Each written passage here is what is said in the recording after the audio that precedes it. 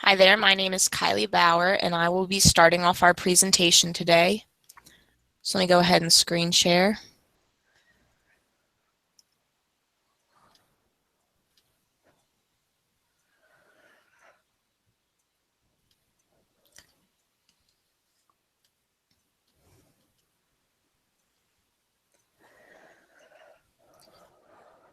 Okay, so our presentation is on Kathy Schrock's Guide to Everything. And my two tools that I chose are tech gadgets for classroom use and using primary source material in the classroom. So first I will be talking about tech gadgets for classroom use. One of the ideas was iPad accessibility options for special education classrooms. So there are 4 general accommodations, which are vision, hearing, learning, and physical and motor. Under each category are additional subcategories, and these can all be accessed through the Settings app.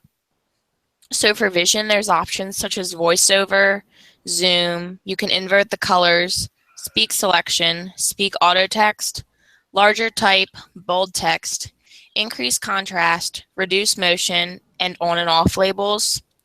And then for hearing, there's hearing aids, subtitles, and captioning, and then mono audio. For learning, there's guided access.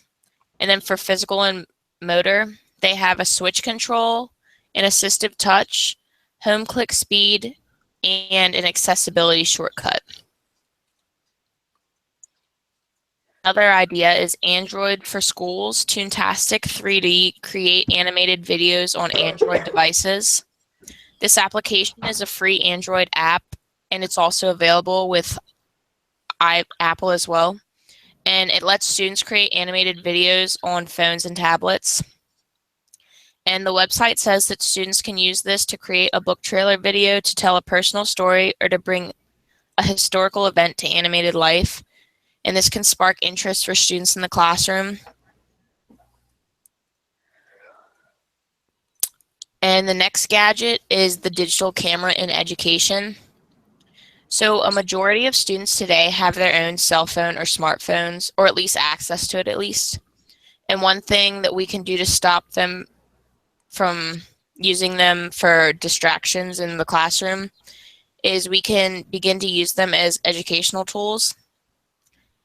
And the reason we can do this is because there's a lot of potential for bringing phones in the classroom, and that can spark student interest as well. Their phones can be used to take photos, which can then be used in many different types of classroom lessons.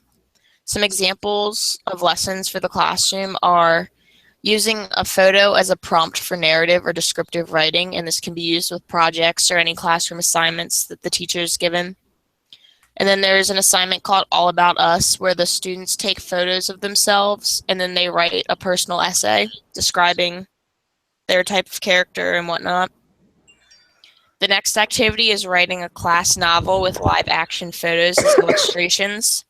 So it can almost be like a comic strip to represent the pictures to go along with the words. So it has a nice storyline. And then the next example is an ABC alphabet book, where students can take pictures, and then that can help by using real objects to enhance the letter-sound correspondence. And having a visual definitely helps them remember the letters. And my next source is using primary source material in the classroom. And for this, one of the gadgets is the National Archives.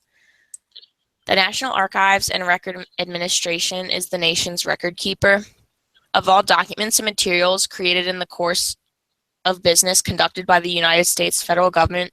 Only 1% to 3% are so important for legal or historical reasons that they are kept by us forever. And through the National Archives, students are able to access a great number of primary resources that the museum has preserved and published to their website. Be very beneficial for research projects because sometimes they have issues running into biased information that can be found from Google. My next gadget is the World Digital Library. The World Digital Library, or the WDL, is a project of the United States Library of Congress, carried out of the support of the United States Educational, Cultural, and Scientific Organization, and in cooperation with libraries, archives, museums, educational institutions, and international organizations from around the world. The content on the WDL includes books, manuscripts, maps, newspapers, journals, prints, and photographs, and sound recordings and films. Having access to the digital library, digital primary sources can also be extremely beneficial for classroom projects because everything here is first-hand information that has been preserved and republished electronically. And then here's my reference page. And now I will go back to Nicole.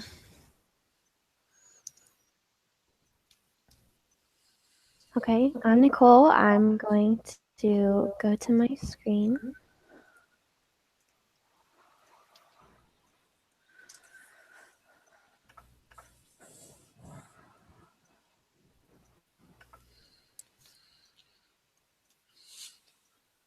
Give me one moment.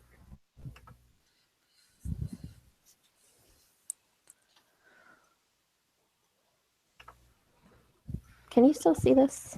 Mm-hmm. So my and Web 2.0 applications.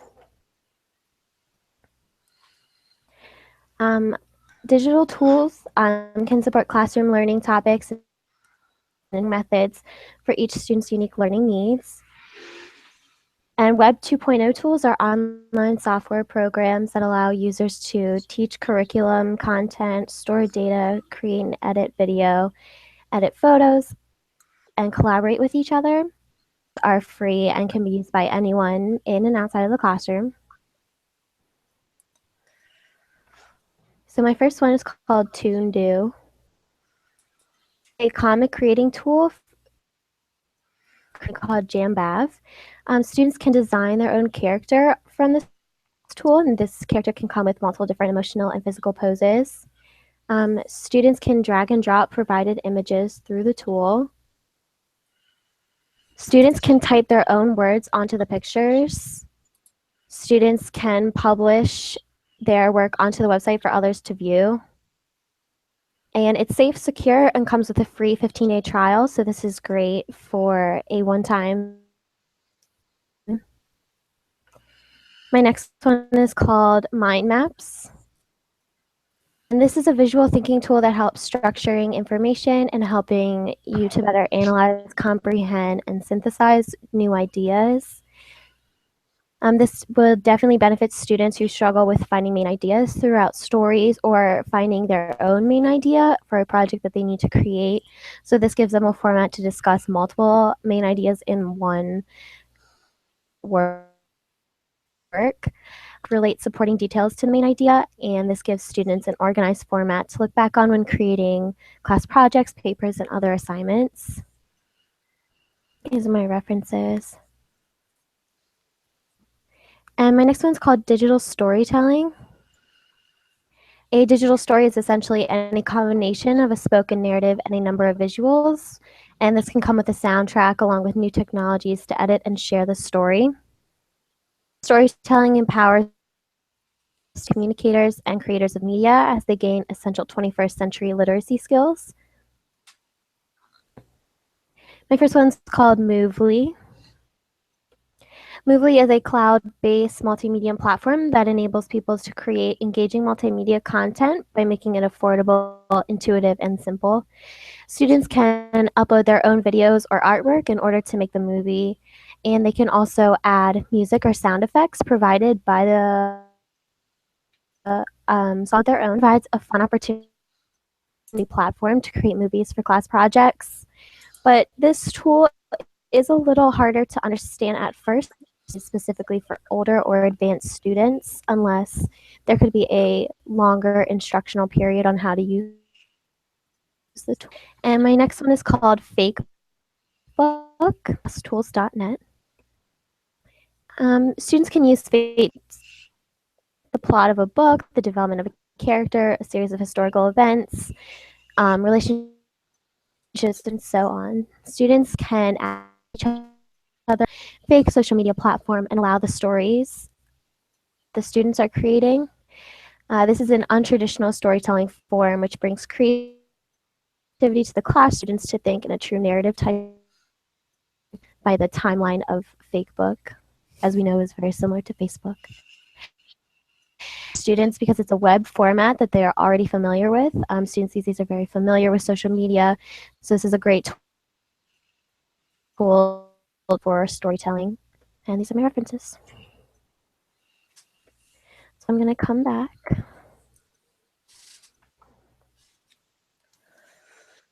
Share hers.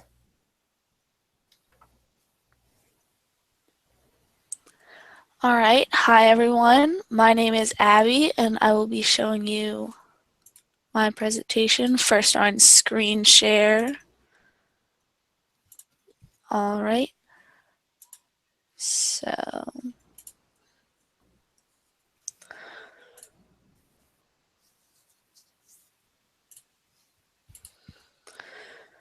the first one I did was the NPM ideas under bulletin boards.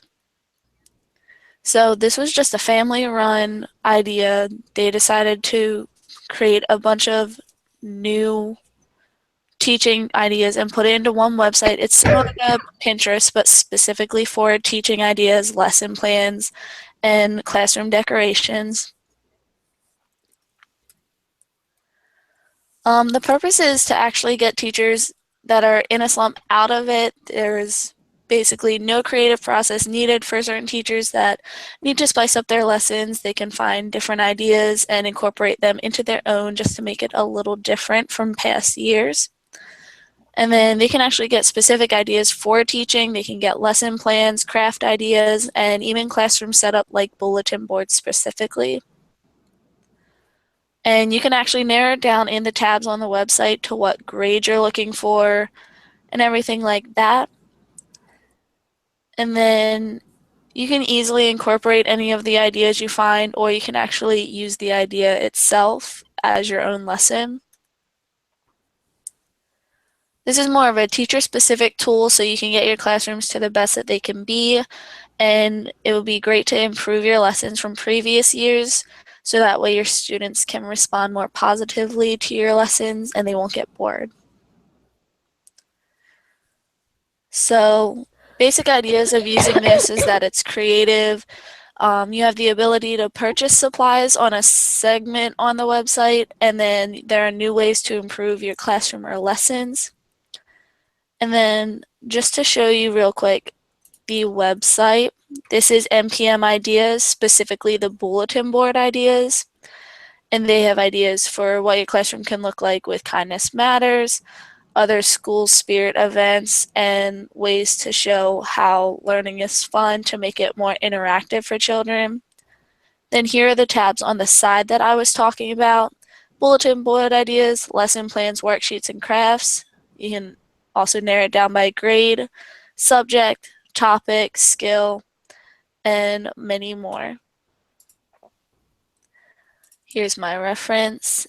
And then my next is Bloomin' Apps, and the great thing about this is they have multiple supported devices for Android, iOS, and Google platforms. Catherine Schrock created this website inspired by Bloom's taxonomy that she combined a bunch of different apps on Android and iOS devices that follow Bloom's taxonomy. This is reiterating what I just said. It's all in one location, so it's really convenient, and it's actually pre-sectioned by Bloom's taxonomy of creating, evaluating, analyzing, applying, understanding, and remembering. And it's really easy because most of the students will have access to a mobile device as well as teachers, so they can all work together on the same applications. And she keeps it up to date with more apps, so if a new app comes out and it follows under the thing, she will update it and actually put it in the section for you, and you can find it there later. Students and teachers, again, both have access to mobile devices, so they can get a hold of them and use them for the lessons, and they can all make sure they get a version if they have a Google device, a Android device, or iOS. And it would be a great way to get them involved inside the classroom, since technology is so prominent inside the classroom as well as outside, because teachers and students both will have access to it. Then it's good because there are different platforms that are offered for it. iOS, Android, Google, and Web 2.0 is actually the fourth one that's listed.